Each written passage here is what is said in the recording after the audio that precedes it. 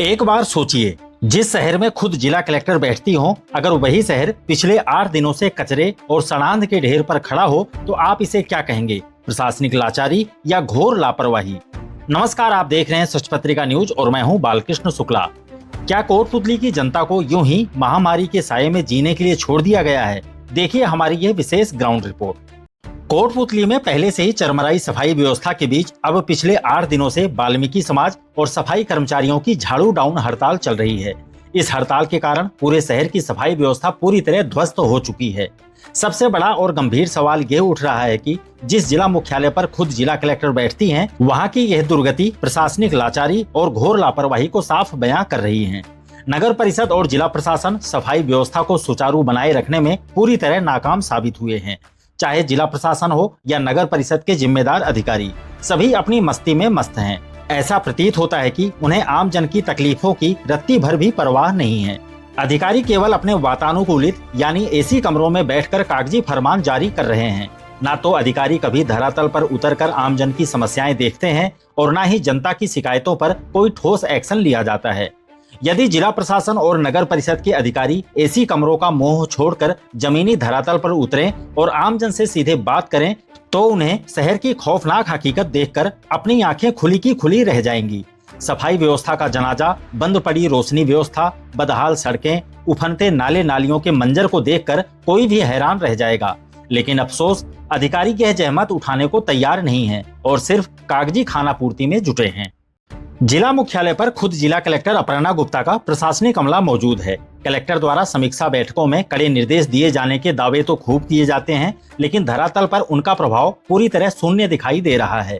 जिला कलेक्टर के आदेशों की जिस तरह अवहेलना हो रही है, उससे साफ प्रतीत होता है कि नगर परिषद के बेलगाम अफसरों और ठेकेदारों पर जिला प्रशासन का कोई डर या नियंत्रण नहीं रह गया है।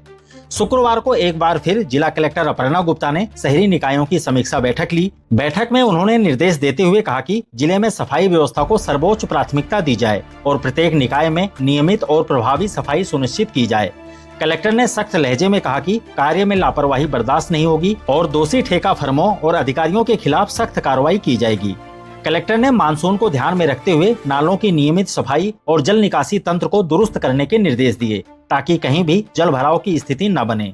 साथ ही उन्होंने यह भी कहा कि घर घर से कचरा संग्रहण यानी door to door garbage collection पूरी क्षमता से चलाया जाए, सॉलिड वेस्ट मैनेजमेंट और डंपिंग यार्ड का सुचारू संचालन हो। लेकिन सवाल यह उठता है कि यह निर्देश तो हर बैठक में दिए जाते हैं, जिनका बाकायदा प्रेस नोट जारी होता है और वह सिर्फ अखबारों की सुर्खियां बनकर रह जाते हैं। धरातल पर हालात तो पहले से भी ज्यादा बदतर हो चुके हैं। हकीकत तो यह है कि शहर के वार्डों में कचरा उठाने वाले ऑटो टिपर हफ्तों तक आते ही नहीं हैं। लोग मजबूरी में कचरा सड़कों के किनारे या खाली प्लॉटों में फेंकने को मजबूर हैं। पिछले 2 दिनों से हुई बारिश ने नगर परिषद के बुनियादी ढांचे और सफाई के दावों की धज्जियां उड़ाकर रख दी हैं।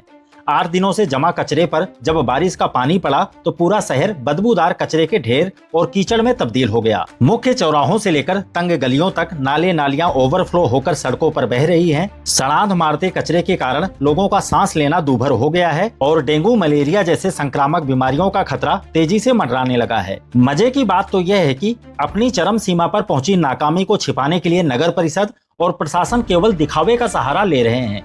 केवल मुख्य मार्गों से नाम मात्र का कचरा उठाकर कागजी प्रेस नोट जारी कर मीडिया में प्रचार करवाया जाता है। हैरानी की बात यह है कि जिस नगर परिषद के ऊपर पूरे शहर की सफाई का जिम्मा है, उसी संस्था के ठीक बाहर फ्लाईओवर के नीचे लंबे समय से भारी गंदगी और कीचड़ फैला हुआ है, जहां आवारा पशु मुंह मारते दिखते हैं। इसके अलावा शहर के मुख्य चौराहे, पालिका तिराहा, जिला अदालत परिषद, पुलिस थाना, राम भवन, नेहरू बाजार, आजाद चौक, सरदार स्कूल के पीछे वाली गली, डाबला रोड, आदर्श नगर और गोवर्धन प्लाजा जैसे लगभग सभी प्रमुख इलाकों में गंदगी और जल भराव का बोलबाला है। शहर के नागाजी की गौर क्षेत्र के हालात तो इतने विकट हो चुके हैं कि नांगल पंडितपुरा रोड और बामनवास रोड पर भीषण जल भराव और गहरे गड्ढों के कारण आवागमन ठप हो गया।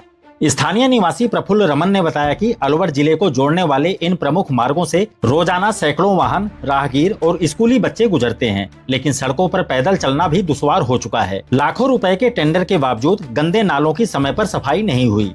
प्रशासनिक उपेक्षा से आक्रोशित होकर नागाजी की गौड़ क्षेत्र के युवाओं और स्थानीय निवासियों ने जल भराव वाले गड्ढों में पौधे लगाकर अपना अनोखा विरोध दर्ज कराया। नगर परिषद और प्रशासन के इस ढुलमुल रवैये से आमजन में भारी आक्रोश है। स्थानीय निवासियों का स्पष्ट कहना है कि यदि प्रशासन ने तुरंत कोई ठोस और प्रभावी कदम उठाकर शहर को इस नारकीय स्थिति से मुक्ति नहीं दिलाई तो आक्रोशित जनता सड़कों पर उतरकर नगर परिषद का घेराव करने के लिए मजबूर हुई। बैठकों में कड़े निर्देश और धरातल पर बजबजाती गंदगी। कोटपुतली की यह तस्वीर प्रशासनिक उदासीनता की दास्तां खुद बयां कर रही है। अब देखना यह होगा कि इस रिपोर्ट के बाद क्या जिम्मेदार अधिकारी नींद से जागते हैं या कोटपुतली की जनता को यूं ही नरक जैसी जिंदगी जीने पर मजबूर होना पड़ेगा। यदि आपको हमारी यह खबर पसंद आई हो तो वीडियो को लाइक और शेयर जरूर करें।